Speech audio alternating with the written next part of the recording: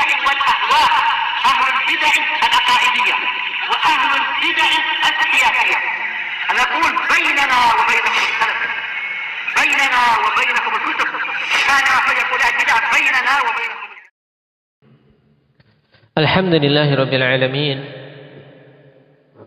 والعاقبة للمتقين ولا عدوان إلا على الظالمين. أشهد أن لا إله إلا الله وحده لا شريك له وأشهد أن محمدا عبده ورسوله صلى الله عليه وعلى آله وأصحابه أجمعين. أما بعد. Pertemuan yang lalu ikhwani fillah kita mengambil dalil yang disebutkan oleh Syekh Muhammad bin Abdul Wahhab rahimahullahu taala tentang wajibnya salat dan zakat, serta dalil yang menafsirkan tentang tauhid. Ayat apa yang dimaksud Pak Albin? Di surat Al-Bayyinah, bagaimana ayatnya?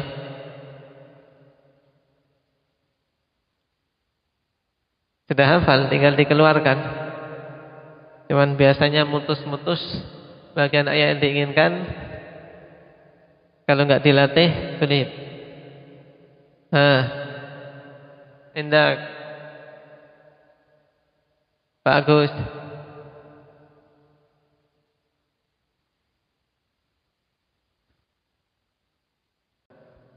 Naam.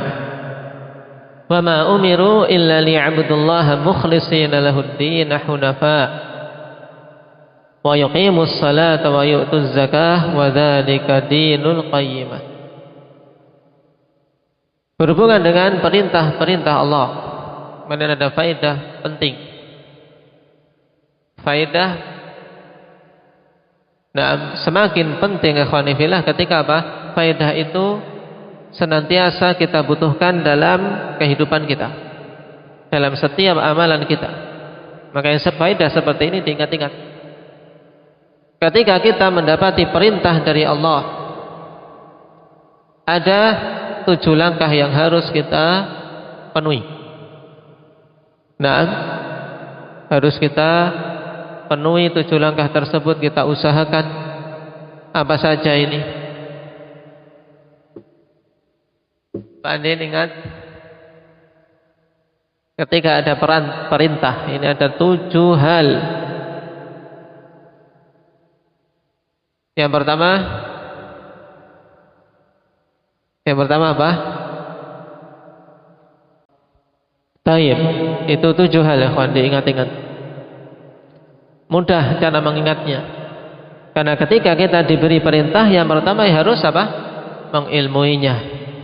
Kemudian ketika telah mengilmunya, kita harus apa? Mencintainya. Karena yang diperintahkan oleh Allah mesti perkara yang baik. Tidak ada ya kawan, perkara Allah perintahkan kok buruk. Walaupun terkadang kita menganggap itu sesuatu yang buruk atau sesuatu yang kita benci, tapi kita harus mencintainya, karena itu mesti kebaikan. Contohnya jihad. Naam, kutiba alaikumul qitalu wa huwa kurhul lakum fa asa an takrahu syai'an wa huwa khairul lakum. Nanti tetapkan kewajiban untuk berjihad, padahal itu perkara yang kalian benci. Padahal apa? Bisa saja perkara yang kalian benci itu sesungguhnya adalah kebaikan bagi kalian. Dan kita yakin kalau itu diperintahkan mesti apa? Kebaikan, maka harus mencintainya. Nah, setelah mencintainya, kecintaan yang betul mesti membuahkan tekad untuk melaksanakannya. Kemudian tekad yang benar mesti apa? Kemudian diwujudkan dengan pelaksanaan. Ini yang keempat, dia laksanakan, dia amalkan. Kemudian amalan ya jangan cuma sekedar yang penting dilakukan. Maka poin kelima, dia mengusahakan untuk mengamalkan betul-betul sesuai dengan syariat. Nah ini akhwani fillah, poin kelima ini banyak manusia terjatuh padanya. Sehingga apa? Beramal tapi tidak mencocoki syariat, sia-sia. Tapi seorang muslim hendaknya ketika mengamalkan suatu hal yang telah dia ilmui, dia cintai, dia bertekad untuk mewujudkannya, lakukan amalan itu sesuai syariat, ikhlas dan benar. Kemudian yang keenam, setelah menunaikannya dia berhati-hati, jangan sampai melakukan hal-hal yang membatalkan. Karena apa? Amalan-amalan itu kalau nggak dijaga, ya, nah bisa terhapus oleh perbuatan kita setelahnya.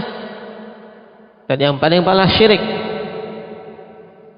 Kalau sedekah, nah di antara yang menghapusnya dengan cepat adalah apa? Alman wal adha, mengungkit-ungkit. Nah, dan menyakiti yang diberi, dicaci maki, kamu ini dicaci maki dan seterusnya. Nah, setelah memberi menyakiti, ini terhapus amalannya waliyadzubillah. Kemudian yang ke-7 apa tadi?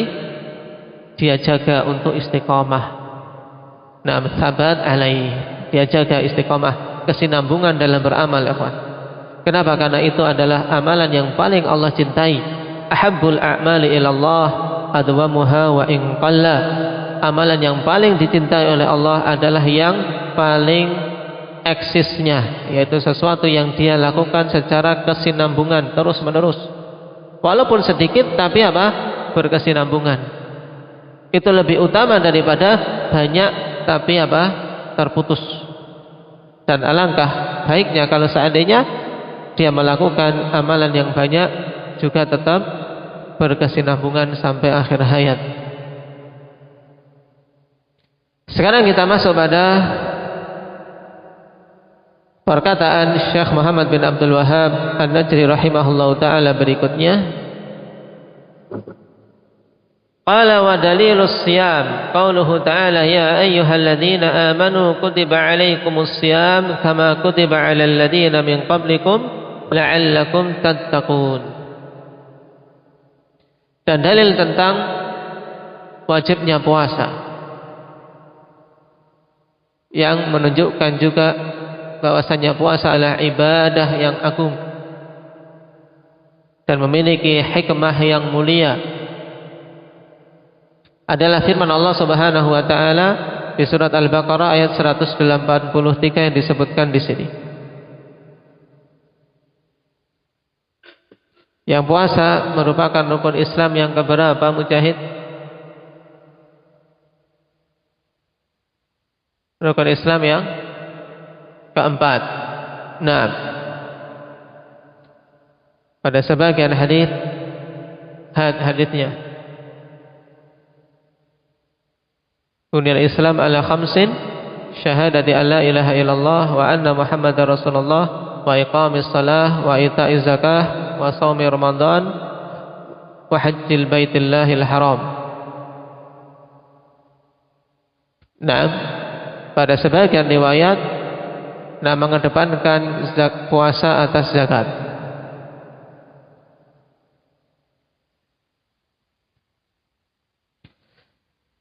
Nah, di ayat ini akhwanillah ya ayyuhalladzina amanu kutiba 'alaikumus syiyam.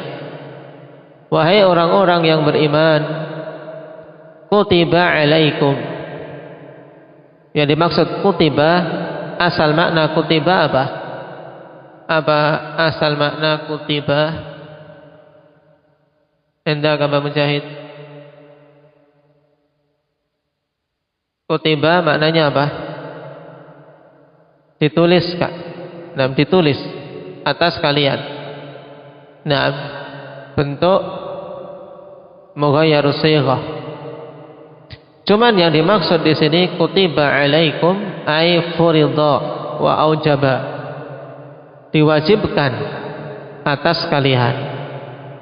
Nah, dan tidak disebutkannya yang mewajibkan dikarenakan hal itu sudah jelas. Karena suatu yang sangat jelas yang mewajibkan siapa? Allah Subhanahu wa taala. Nah, ini salah satu tujuan atau salah satu alasan suatu fa'il tidak disebutkan.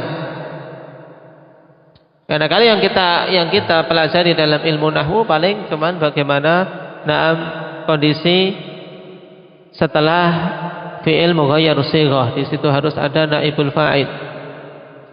Adapun pembahasan tentang alasan kemudian faidah yang bisa dipetik dari apa? Diubahnya kondisi fi'il yang maklum ke mughayyaru shighah, itu pembahasannya dalam ilmu balaghah, mempelajari makna-makna dan dalamnya sastra Arab. Di sini dihilangkannya fa'il, kenapa? Lil ilmi bih, karena memang sudah jelas, sudah sangat jelas, tidak perlu disebutkan karena semuanya tahu yang mewajibkan itu adalah Allah Subhanahu wa taala. Diwajibkan atas kalian as-siyamu, berarti as-siyamu i'rabnya apa? Naam. Kutiba alaikumus siyamu, Hudzaifah. Naibul fa'ilnya. Kama kutiba 'alal ladzina min qablikum la'allakum tattaqun, sebagaimana telah diwajibkan atas orang-orang sebelum kalian agar kalian itu bertakwa. Ini makna umum dari ayat yang padanya jelas alhamdulillah penetapan kewajiban puasa. Nah, yang sekaligus menetapkan bahwasanya puasa itu berarti ibadah. Sebab tidaklah Allah Subhanahu wa taala mewajibkan suatu perkara kecuali karena Allah mencintainya, dan bahkan karena Allah sangat mencintainya. Nah, sebagaimana dalam hadits qudsi, "Wa ma taqarraba ilayya 'abdi bi syai'in ahabba ilayya mimma aftaradtuhu 'alaihi." Hadis apa ini? Indak Syahrul. "Wa ma taqarraba ilayya 'abdi bi syai'in ahabba ilayya mimma aftaradtuhu 'alaihi." Tidaklah hambaku mendekatkan diri kepadaku yang lebih aku cintai daripada pendekatan diri dia dengan hal-hal yang aku wajibkan atasnya. Hadis siapa? Taib, hadits Abi Hurairah rawahul Bukhari.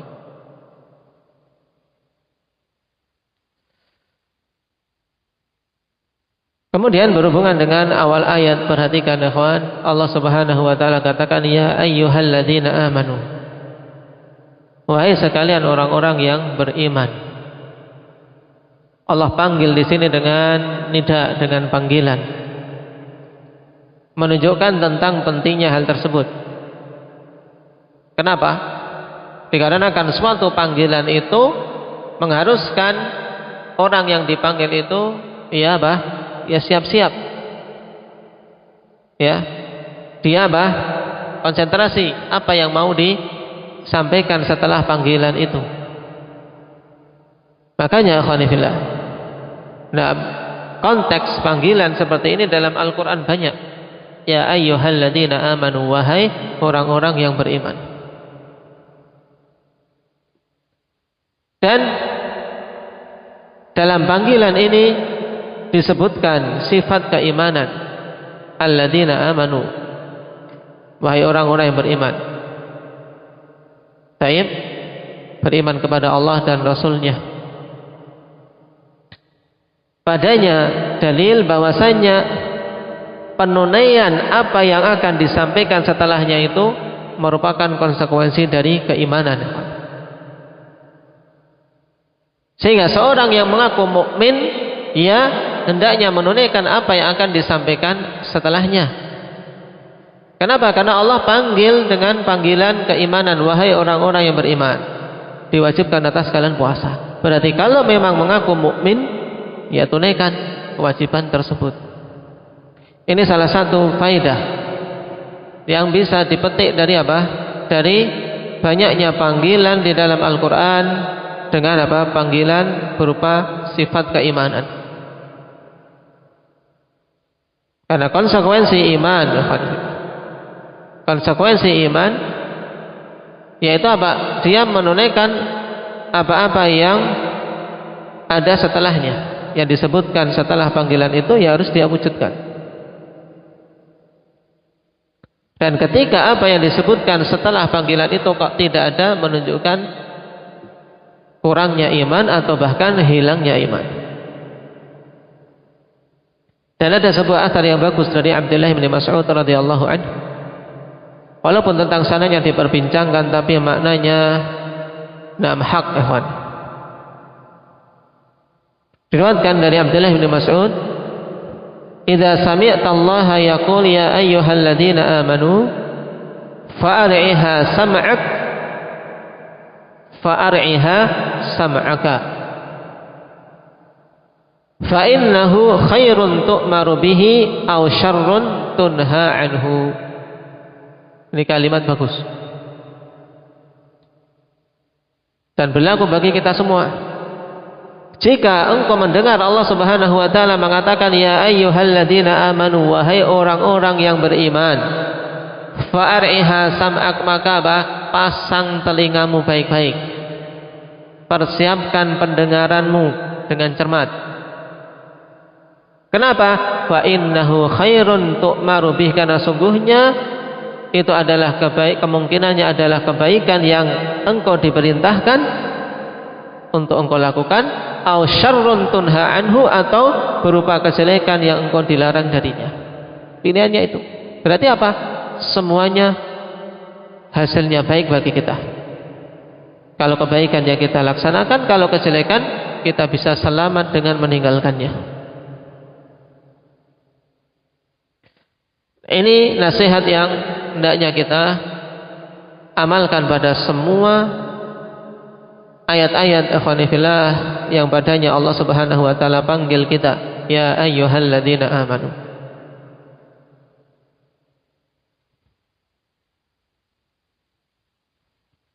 Adapun berhubungan dengan masalah puasa itu sendiri dan hukumnya, pembahasannya dalam pembahasan fikih dan telah berulang-ulang kita pelajari.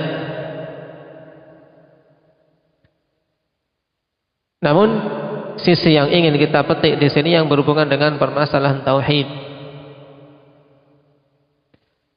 Kemudian setelah menetapkan tentang wajibnya puasa, kutiba alaikumusiyam kama kutiba alal ladzina min qablikum, sebagaimana diwajibkan atas orang-orang sebelum kalian. Nah, disebutkan hal ini ya ikhwan. Nah, padanya dua faedah besar. Allah Subhanahu wa taala setelah mewajibkan puasa untuk umat Islam ini, Allah katakan apa? Seperti telah diwajibkan atas umat-umat sebelum kalian. Padanya dua faedah.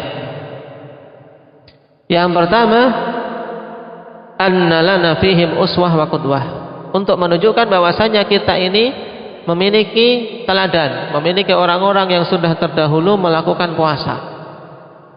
Berarti bukan kita tok yang diperintahkan puasa, tapi di sana ada umat-umat sebelum kita yang juga diperintahkan puasa, sehingga tidak merasa berat. Kemudian yang kedua, nunafisuhum fanastahidu fi ada'i hadzal fard akmala mimma fa'alahu man kana qablana. Yaitu hendaknya kita kemudian apa? Berlomba-lomba dan bersungguh-sungguh untuk menunaikan kewajiban ini sesempurna mungkin, sehingga kita bisa apa? Bisa lebih bagus daripada orang-orang sebelum kita. Ini faedah yang bisa kita petik ikhwanifillah dari disebutkannya puasa itu telah diwajibkan pada umat-umat sebelum kita. Yang pertama, agar kita sadar kita memiliki uswah, memiliki teladan yang telah terdahulu berpuasa. Kemudian yang kedua, untuk semakin bersemangat agar kita bisa mencapai sesuatu yang lebih. Kenapa? Karena dalam kebaikan memang kita dituntut untuk apa? Berlomba-lomba, ikhwan. Kemudian di kalimat terakhir la'allakum tattaqun. Nam la'alla di sini lit ta'lil. Dan ini keyakinan ahli sunnati wal jamaah. Berbeda dengan orang-orang Mu'tazilah yang mereka tidak mau menetapkan adanya illah pada perbuatan-perbuatan dan ketetapan-ketetapan Allah Subhanahu wa taala. Tidak ada hikmah, tidak ada alasan pada perbuatan-perbuatan Allah di sisi orang-orang Mu'tazilah. Adapun ahli sunnah khanifillah, mereka menetapkan bahwasanya pada semua ketetapan Allah dan perbuatan-perbuatannya ada padanya hikmah. Dan la'allakum tattaqun, penetapan illah dan hikmah diwajibkannya puasa agar kita semua itu mencapai tingkatan ketakwaan.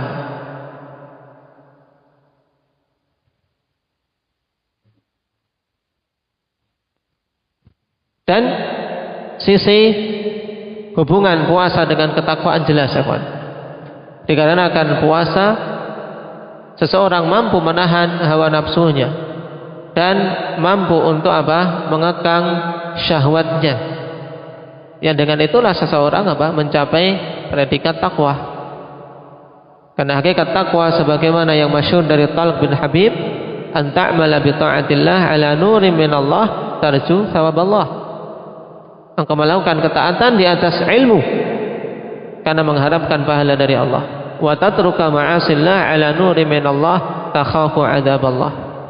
Engkau meninggalkan kemaksiatan di atas cahaya ilmu karena takut azab dari Allah Subhanahu wa taala. Yang juga diibaratkan oleh yang lain bahwasanya takwa ibarat orang yang apa? Berjalan di atas tanah yang berduri. Sehingga dia hati-hati mana yang ada duri, mana yang tidak. Maka dia tapakkan kakinya di tanah yang tidak berduri tentunya. Naam. Sebagaimana dalam bait yang masyhur, naam, khallid dhunuba saghiraha wa kabiraha dzaqat tuqa fasna kamashin fawqal ardi syauqi yahdaru ma yara la tahqiranna saghiratan fa innal jibala minal hasa.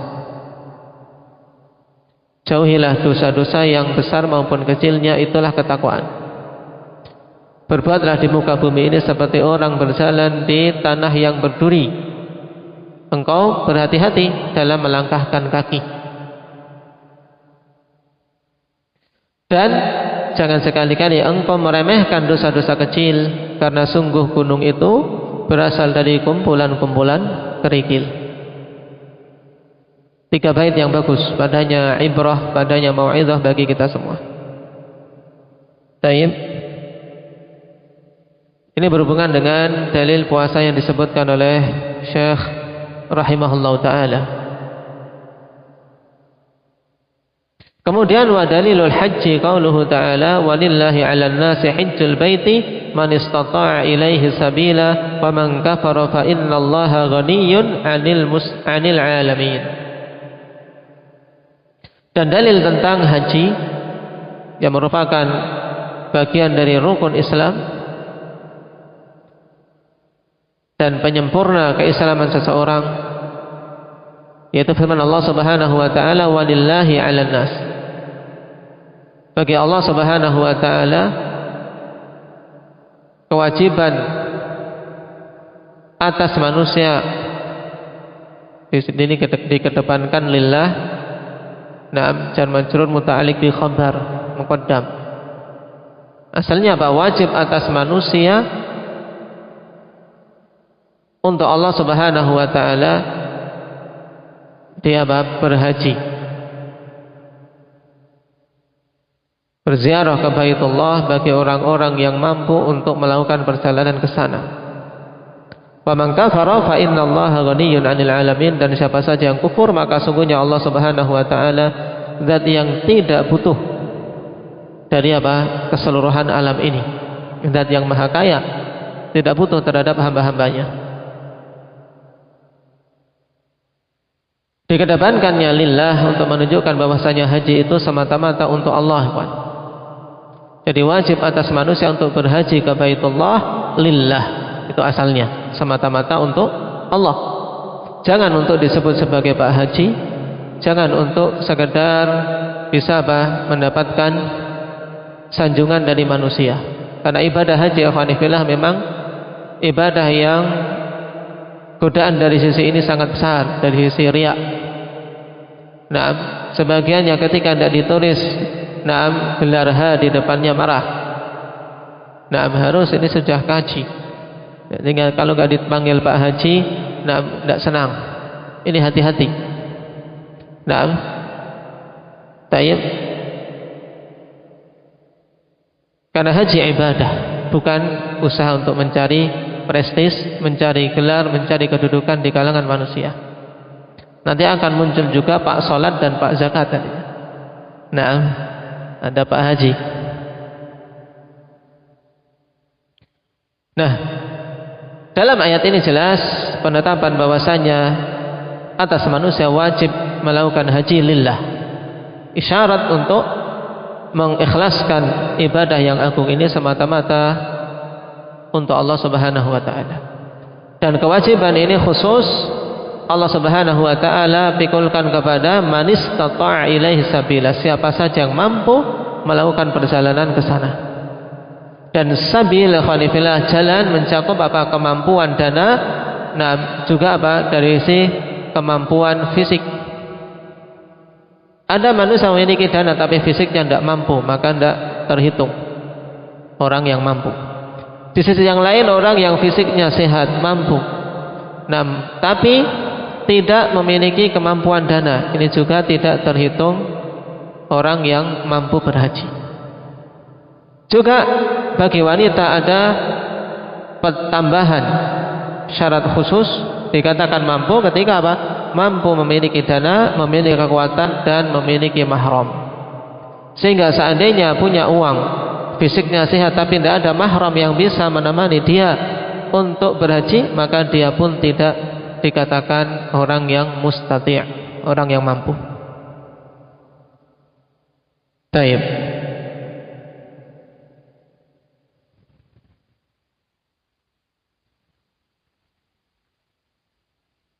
Dan siapa saja yang kufur, di sini Allah Subhanahu wa taala ancam. Nah, yang kufur dengan meninggalkan ibadah yang agung ini, tidak mau mengindahkan perintah Allah Subhanahu wa taala, maka ketahuilah bahwasanya Allah zat yang maha kaya. Tidak butuh terhadap hamba-hambanya. Mereka beribadah hakikatnya untuk diri-diri mereka sendiri. Naam. Oleh karena itulah dikatakan oleh Umar bin Khattab ikhwanifillah dalam sebuah athar yang disebutkan dalam Ma'alimut Tanzil. Wallahu a'lam, belum sempat mengecek sanadnya, tapi maknanya bagus. Beliau mengatakan al-wafdu katsir wal hajju qalil. Al-wafdu katsir wal hajju qalil, yaitu rombongan yang ke Baitullah itu banyak. Tapi orang yang betul-betul berhaji itu sedikit. Nah, orang yang betul-betul berhaji itu sedikit. Nah, paham maksudnya? Al-wafdu katsir. Wafd itu rombongan. Rombongan banyak sekali, jutaan manusia, kawan. Tapi wal hajju qalil, orang yang berhaji itu sedikit. Kenapa? Karena butuh ikhlas, butuh mutaba'ah. Dengan dua itulah seorang akan bisa mencapai hajrun mabrur, yang kata Rasul sallallahu alaihi wasallam, wal hajrul mabrur la yasalahu jazaa illal jannah. Haji yang mabrur tidaklah ada balasan baginya kecuali surga. Maka ikhwanifillah, jangan sampai lepas pula dari diri kita tekad, niatan, juga harapan untuk bisa berhaji ke Baitullahil Haram. Nah, taib, memohon pada Allah Subhanahu wa taala kemudahan. Nah, walaupun seandainya seorang belum diberi kemudahan, maka dengan niatan yang jujur, niatan yang betul-betul kuat, nah, semoga Allah Subhanahu wa taala tulis baginya pahala. Nah, ini sekilas tentang rukun-rukun Islam dengan dalil-dalil yang disebutkan oleh Syekh rahimahullahu taala. Nasallallahu azza wa jalla at-taufiq was-sadad. Berarti dengan itu kita selesai dari martabat yang pertama, yaitu martabatul Islam. Yang berikutnya akan masuk pada martabat yang kedua, yaitu al-iman. Nasallallahu at-taufiq lima yuhibbuhu wa yardah, walhamdulillahi rabbil alamin. Subhanakallahumma bihamdika asyhadu an la ilaha